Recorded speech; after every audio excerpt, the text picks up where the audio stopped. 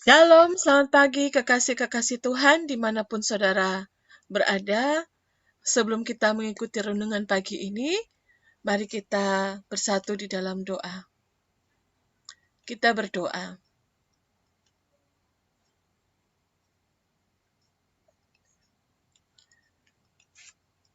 Terima kasih Tuhan buat hari ini, buat hari yang baru yang Tuhan jadikan bagi setiap kami. Terima kasih Tuhan untuk pemeliharaan Tuhan sepanjang malam.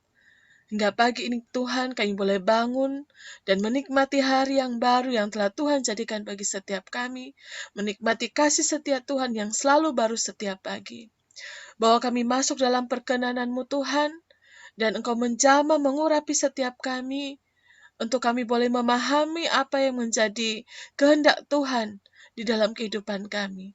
Urapi hidup kami Roh Kudus, jamah kami, firman-Mu lah yang memberikan kemerdekaan dalam hidup kami. Mari Tuhan, segarkan roh kami, segarkan jiwa kami, dan puaskan dahaga kami akan Engkau Bapa. Kau berkata bahwa orang yang haus akan Kau puaskan, yang lapar dan haus akan kebenaran akan Engkau puaskan. Terima kasih Tuhan, dalam nama Tuhan Yesus, kami sudah berdoa dan mengucap syukur, haleluya. Amin. Ya, shalom, selamat pagi saudara. Kita akan merenungkan firman Tuhan, kita akan melanjutkan di dalam pembacaan firman Tuhan kita, yaitu terambil di dalam Injil Yohanes ayat pasal 7 ayat 1 sampai 5. Ya, saya akan membacakannya. Sesudah itu, Yesus berjalan keliling Galilea, sebab ia tidak mau tetap tinggal di Yudea, karena di sana orang-orang Yahudi berusaha untuk membunuhnya. Ya, saudara, Yesus benar-benar menggunakan waktunya yang sangat singkat selama ia berada di dunia ini. Jika kita mempelajari kegiatan-kegiatan Tuhan Yesus, semua waktu digunakannya untuk memberitakan Injil. Bukan dengan mengendarai mobil, tetapi Yesus ya, karena pada waktu itu belum ada mobil, tapi waktu itu ada transportasi, yaitu dengan keledai. Tetapi Yesus menggunakan tetap dengan berjalan berkeliling. Yesus begitu taat pada kehendak Bapanya yang menghendaki semua orang, semua manusia selamat. Saudara, banyak anak-anak Tuhan sekarang ini yang menghambur-hamburkan waktunya, ya, menyia-nyiakan waktu yang ada, apalagi selama pandemi ini karena pembatasan sosial nggak bisa kemana-mana. Anak-anak ada istilah rebahan, ya sudah akhirnya rebahan, mager ya, malas gerak, tidak mau melakukan aktivitas apa-apa, ya. Nah, Tuhan Yesus begitu taat kepada kehendak Bapanya yang menghendaki semua orang, semua manusia selamat.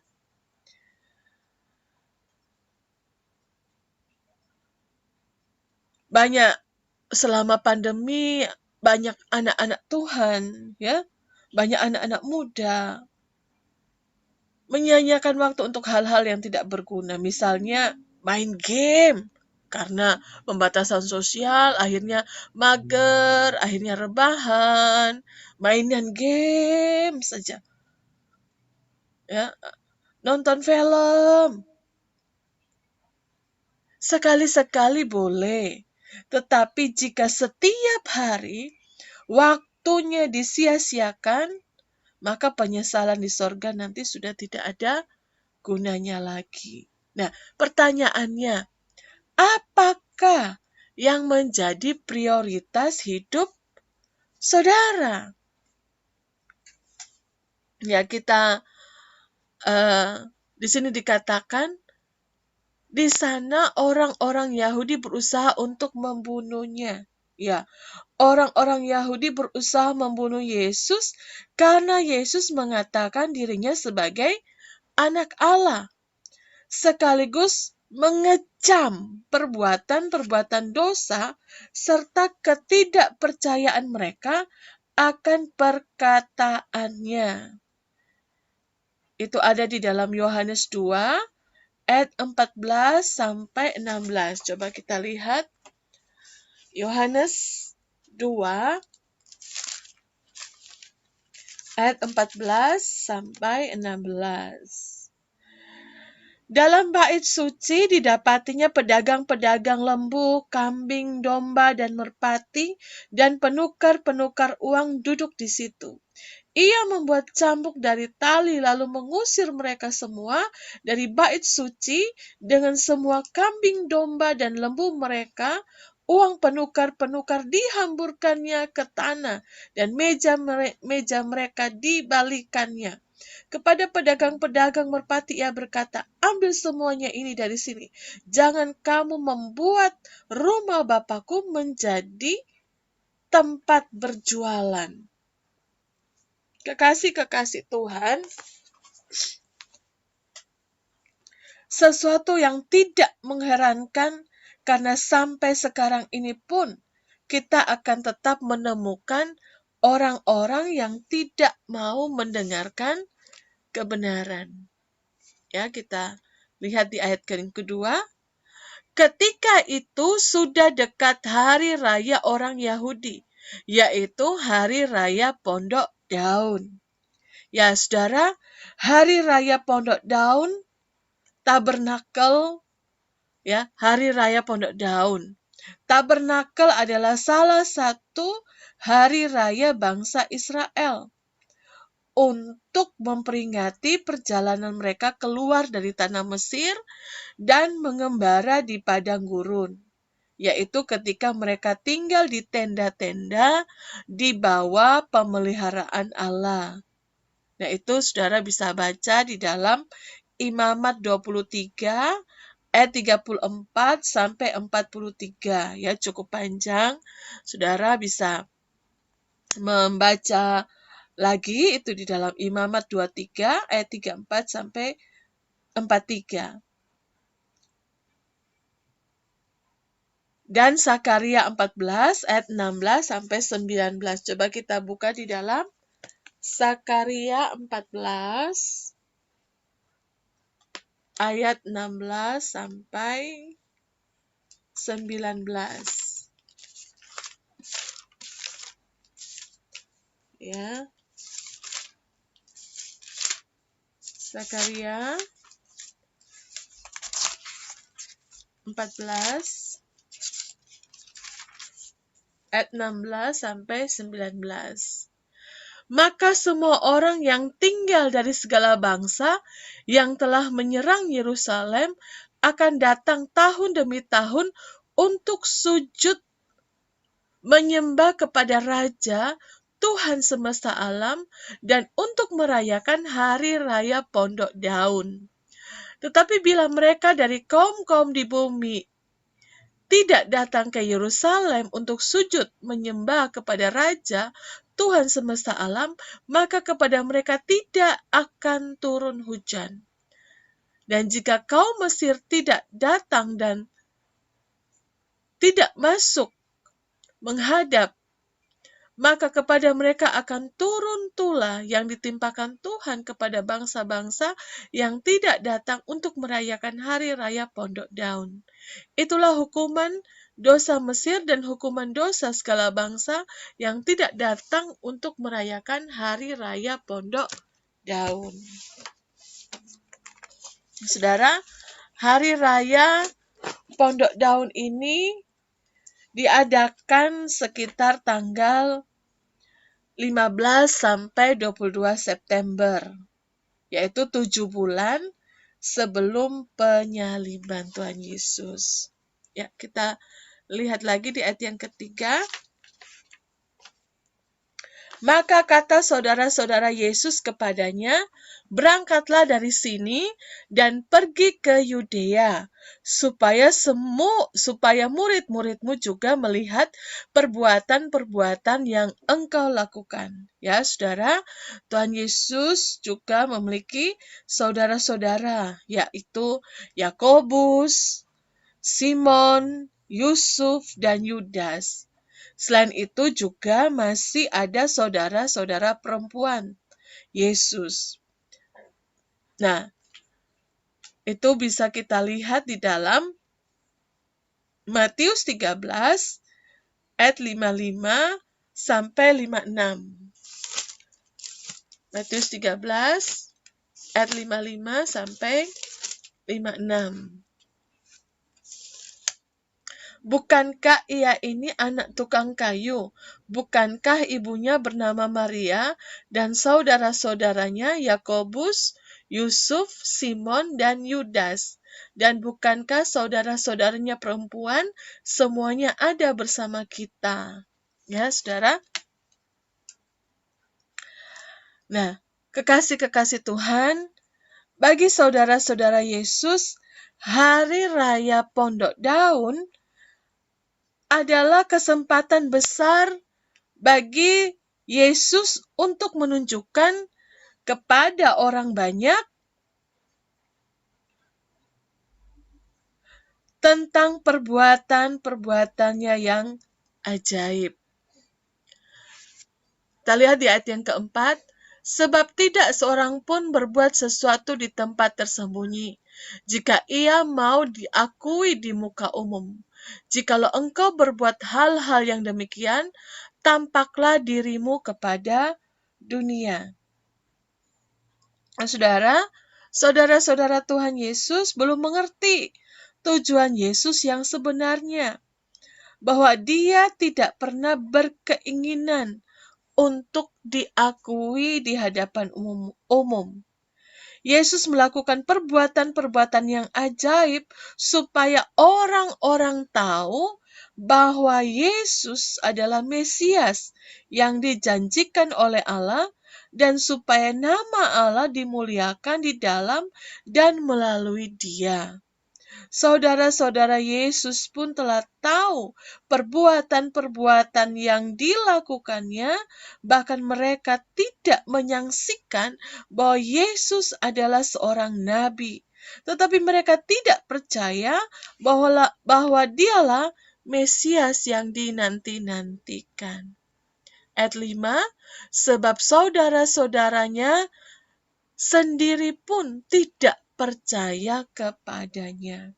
Saudara, kekasih-kekasih Tuhan, saudara-saudara Yesus pun telah tahu perbuatan-perbuatan yang telah dilakukannya. Bahkan mereka tidak menyaksikan bahwa Yesus adalah seorang nabi. Tetapi mereka tidak percaya bahwa dialah Mesias yang dinanti-nantikan. Kekasih-kekasih Tuhan, orang lain berusaha memamerkan diri dan kebolehannya di depan umum, di mana ada kesempatan. Tetapi tidak demikian dengan Tuhan Yesus. Segala apa yang dilakukannya harus sesuai dengan kehendak Bapa. Dan Yesus tidak akan bertindak menurut kemauannya sendiri. Kekasih-kekasih Tuhan, pada mulanya Yesus malah tidak mau ke Yerusalem, kota besar itu, dan malah mau tinggal di kota kecil Galilea dengan orang-orang yang sederhana. Yesus bukan mencari nama dan popularitas. Yesus melakukan kehendak dan rencana Allah demi kemuliaan Allah. Soli Deo Gloria.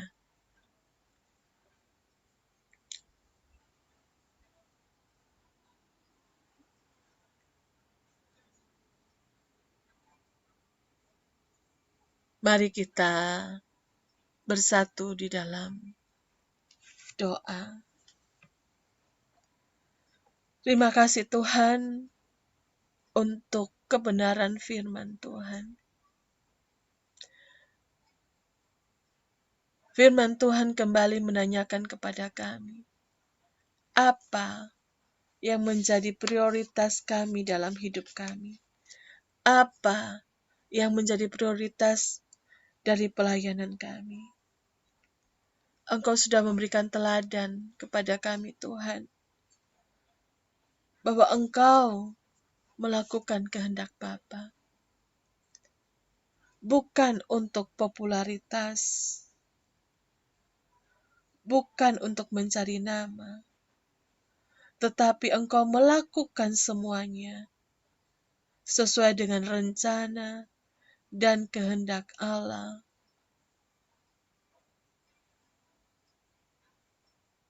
Tuhan,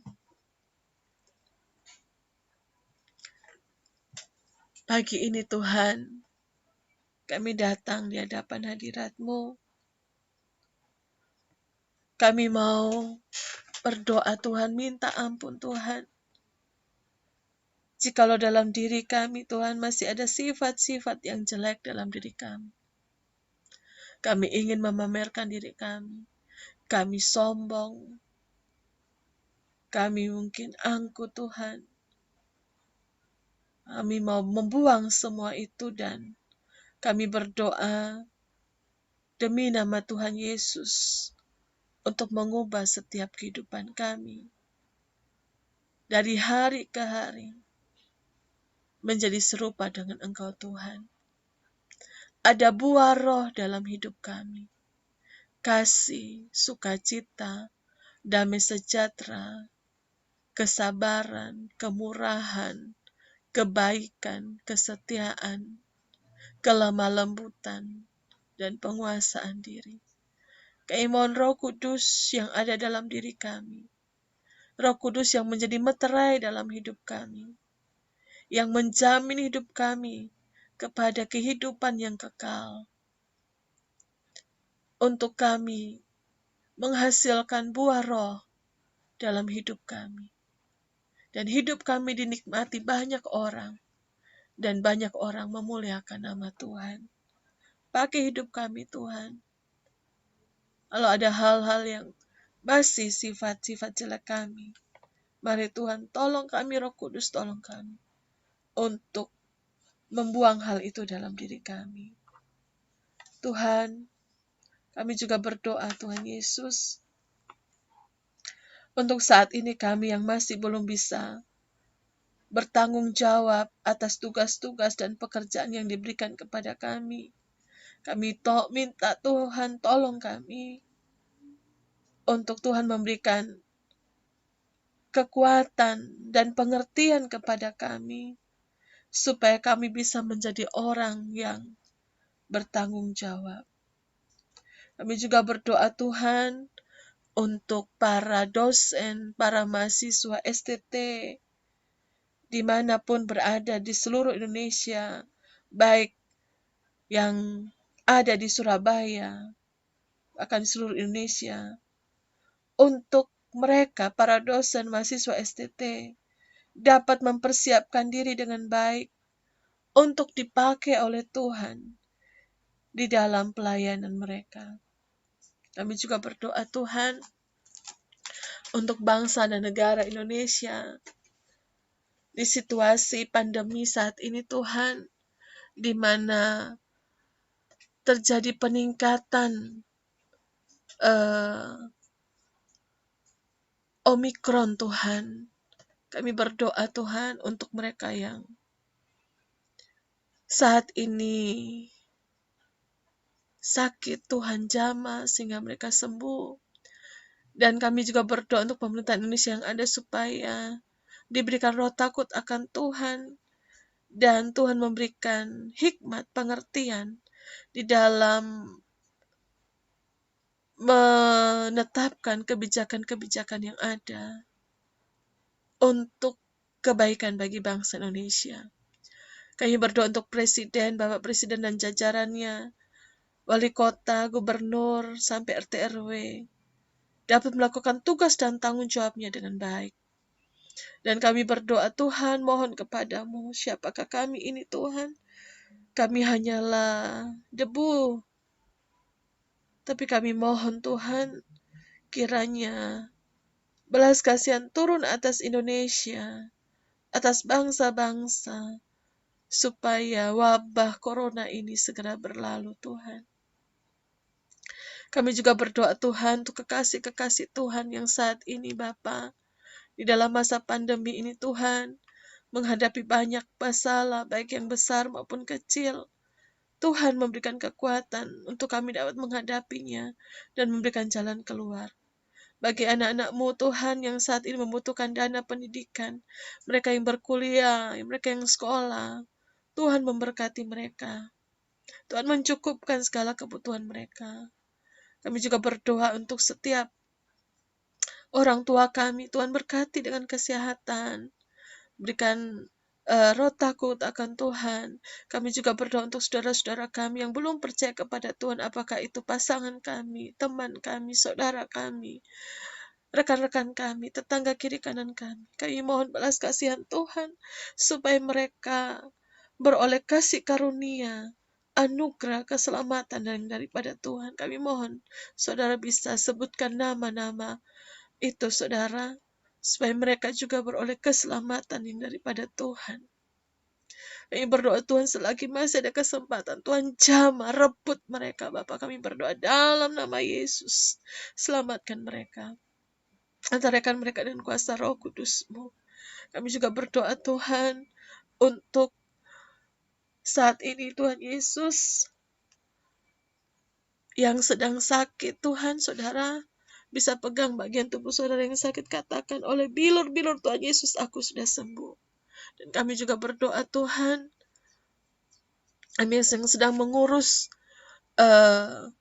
pekerjaan, mengurus hal-hal, Tuhan memberikan kelancaran, Tuhan memberikan kemudahan, pertemukan dengan orang-orang yang baik, pertemukan dengan orang-orang yang tepat. Tuhan jadikan semuanya berhasil dan beruntung. Terima kasih Tuhan. Tuhan Yesus mengampuni segala dosa dan pelanggaran kami. Dan kami mau katakan, Ebenezer, sampai di sini Tuhan menyertai kami. Dan kami juga berdoa, Tuhan Yesus, dan kami memperkatakan bahwa tahun ini tahun mujizat. Tahun ini tahun perkenanan Tuhan. Tahun ini tahun penuaian jiwa-jiwa. Tahun ini merupakan tahun jawaban doa bagi kami. Tahun ini kami mendapatkan promosi-promosi yang daripada Tuhan.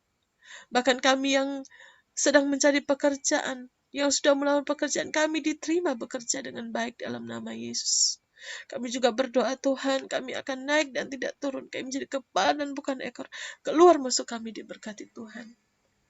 Engkau yang melepaskan kami daripada jerat menangkap burung. Kami percaya, Tuhan, Allah turut bekerja dalam segala perkara untuk mendatangkan kebaikan bagi setiap kami yang mengasihi Tuhan. Bahkan apa yang tidak pernah kami lihat oleh mata, dengar oleh telinga, bahkan timbul dari hati kami, Tuhan sudah sediakan semuanya bagi kami. Terima kasih Tuhan untuk hari ini. Kami serahkan seluruh hidup kami dalam tangan-Mu. Mohon tuntunan penyertaan Tuhan sepanjang hari ini dalam kehidupan kami. Terima kasih Tuhan, terima kasih Bapa. Bapa kami yang di sorga, dikuduskanlah nama-Mu, datanglah kerajaan-Mu, jadilah kehendak-Mu di bumi seperti di sorga. Berikanlah kami pada hari ini makanan kami yang secukupnya, dan ampunilah kami akan kesalahan kami, seperti kami juga mengampuni orang yang bersalah kepada kami. Dan janganlah membawa kami ke dalam pencobaan, tetapi lepaskanlah kami daripada yang jahat, karena Engkau yang punya kerajaan, dan kuasa, dan kemuliaan sampai selama-lamanya. Dalam nama Tuhan Yesus. Haleluya. Amin. Shalom saudara. Selamat pagi. Selamat beraktivitas. Tuhan Yesus memberkati.